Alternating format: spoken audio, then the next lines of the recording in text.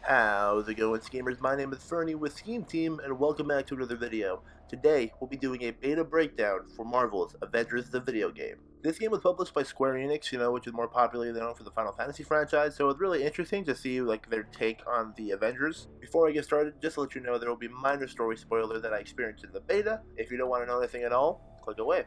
Okay, the beta starts off on a new holiday, Avengers Day. Avengers Day is supposed to be a day to appreciate the Avengers, but during the event, unfortunately, something happens at the bridge. This causes them to do the thing they do best, assemble, and stop the problem. And this is the part of the beta where it starts to get juicy, where you start to learn the most important thing about this beta.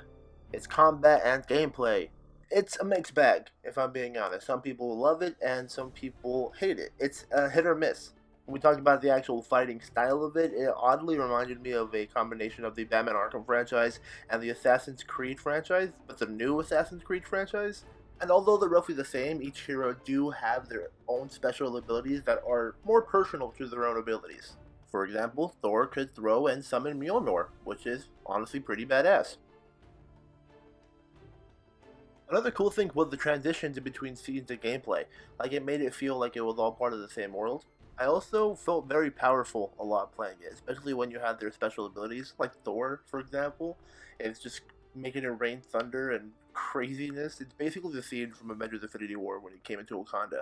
And as I said, at least in the opening mission, the transition between heroes is pretty seamless, at least. The second character you play as is Iron Man, and Iron Man is a flying character, so they offer a flight mode where you could fly around in more fast pace and shoot and stuff, which is really cool. Reminded me of Iron Man VR. Iron Man was voiced by Nolan North, which is fine. He did a great job. He always does. He just sounded exactly like him. All right, which one of you B-movie extras shot at me? And I actually had a lot of fun playing as Iron Man. He's really cool. He is a little sluggish between the others with his combat movement, but he does make it up with his tech and his awesome weaponry. He starts off with repulsors, but eventually you can upgrade it to get this laser and some rockets so you can move within the D-pad. So after the shield helicarrier mysteriously starts taking off, they decide to send in their secret weapon to figure out what's going on and stop the problem. And honestly, the secret weapon is the best part of the game. And of course, we're talking about the Hulk. I just want to take a moment to point out this exact cutscene because it's so freaking badass.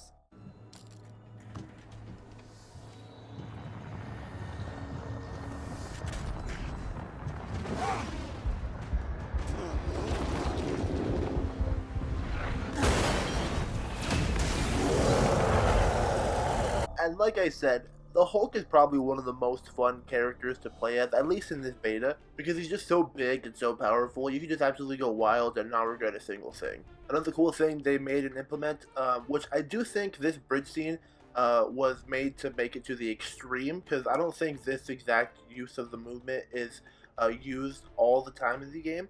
But this is a good way for them to highlight their new movement of how you could wall grab and you could jump and all that stuff for each character, which is cool. And say what you want to say about the graphics. Yes, some of it does look a little shoddy, but then again, it is a beta. But a lot of moments in this game does seem very cinematic and really cool.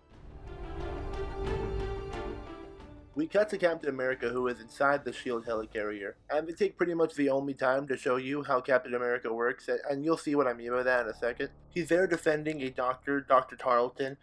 He's important later. Everything goes to absolute complete dookie. This blue gas is oozing out of the ship, and since it was Avengers Day, the helicarrier was filled with pedestrians. We meet the #1 Avengers fan, Kamala Khan, and accidentally witness her origin story. There's a couple villains in this game, and we meet a couple of them in this beta. One of the villains is the Taskmaster, which iconically is Black Widow's villain in the game and the movie, which was supposed to be out before this game came out, but because of COVID-19 it was pushed back. And it's kind of funny to think because there is a moment where Taskmaster mentions his identity to Black Widow, but I'm honestly not sure if that's just the more comically accurate thing or if it's actually from the movie and they just accidentally spoiled it. Now back to the actual game. Let's talk about this sequence happening right here. There's a lot of sequences like this within the game, which is pretty cool, but I really hope there's more than less, Black Widow is definitely the more close and personal type of hero, although she is equipped with guns. The boss fights that I experienced themselves do have very repetitive mechanics and just seem like a big bag of hit points. But at least the cool thing about the Taskmaster fight is that since he is a villain that learns from your mechanics, he actually does that in the game. So if you keep doing the same kind of fighting, he will parry and block you. After defeating Taskmaster, he unveils that he is merely just a distraction. With all this commotion and comms back and forth between Captain America, they realized at the core of the helicarrier, something was going on. But unfortunately, they were too late, and the helicarrier explodes. The blue gas oozing from the helicarrier earlier goes down to the city and pollutes the residents. Not only that, it starts to give people freaking superpowers. Captain America is presumed dead, and the Avengers are now seen as a menace and villains to society. Then they let you know that after the 5-year time jump, little Kamala Khan, Miss Marvel herself, starts her mission to reassemble the Avengers. This next part's really funny. That's all I can describe it, because you play as Bruce Banner and you're following around little Kamala Khan. And before I looked into it, I just was getting like so much Last of Us vibes. I was like, this feels just like The Last of Us. You know, you're an adult, you're mentoring this little girl, and like you're following around through the forest. That sounds really weird saying it out loud. Whatever, unabort it. Well, Bruce Banner is voiced by freaking Troy Baker, who is Joel in The Last of Us, which is just so funny to think that in the part that feels just so much like The Last of Us, you're playing as the protagonist.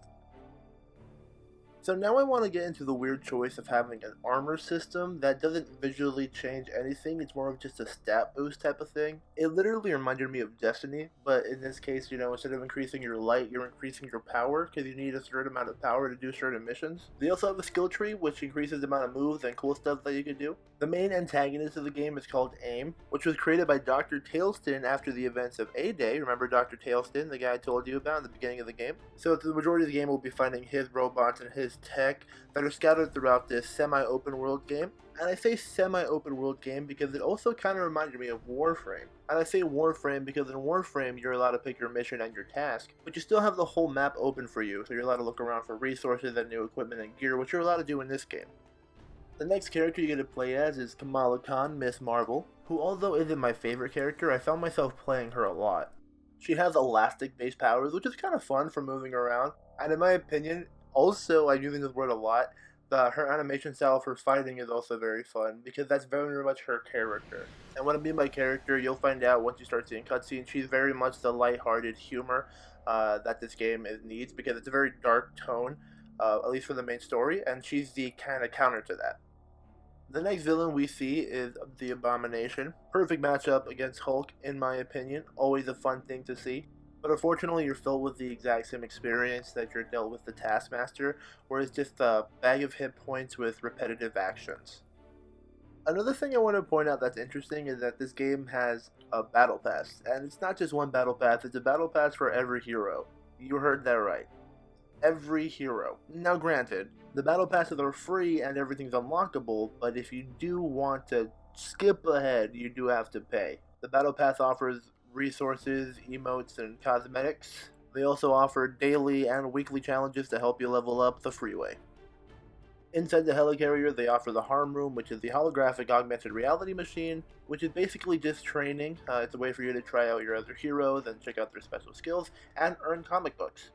Another small thing I just wanted to point out that this game also offers a photo mode. It's not too high def, but you know, it's there if you're interested in that. And like in Warframe, while you wait in your ship and you pick your next mission through your map, in the Avengers game, you are in your big ship and you pick your missions through your map. And some missions guarantee certain rewards, which you're going to need to increase your power in order to play other missions. I took the opportunity to try out the matchmaking. I was just curious to see how it would be. I did find it cool as a loading screen in between your destination is just a little mini cutscene of the 4 characters that you guys picked just chilling in this Quinjet. And also, if you can't get a 4th person, they just fill it up with a companion, which is basically an AI. And if I'm being honest, I didn't 100% enjoy the matchmaking. Like I said, it's a semi-open world game, and everyone's allowed to go wherever they want. And if you're not communicating with your team, all the other people will go in completely different directions, and it's just an absolute complete mess. Although, I do feel that if you had a full team of friends that are all talking to each other, that are all into the game, you'll have a great time.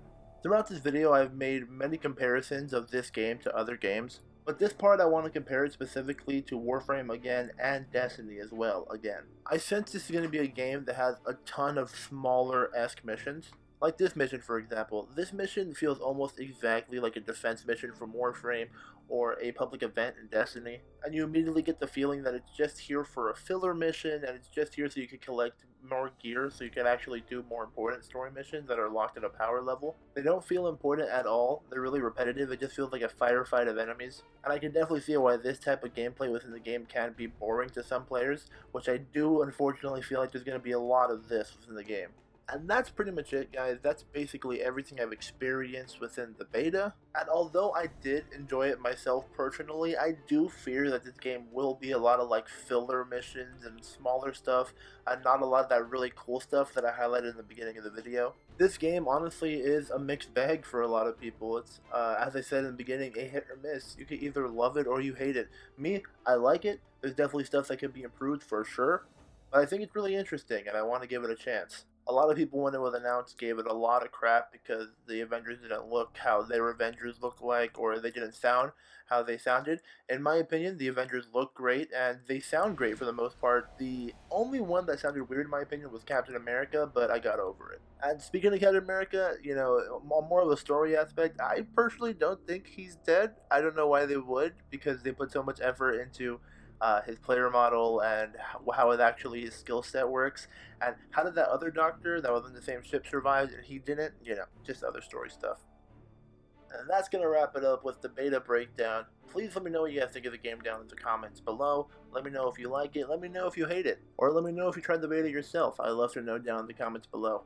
My name is Fernie with Scheme Team. Please consider subscribing to become a schemer so that you also can assemble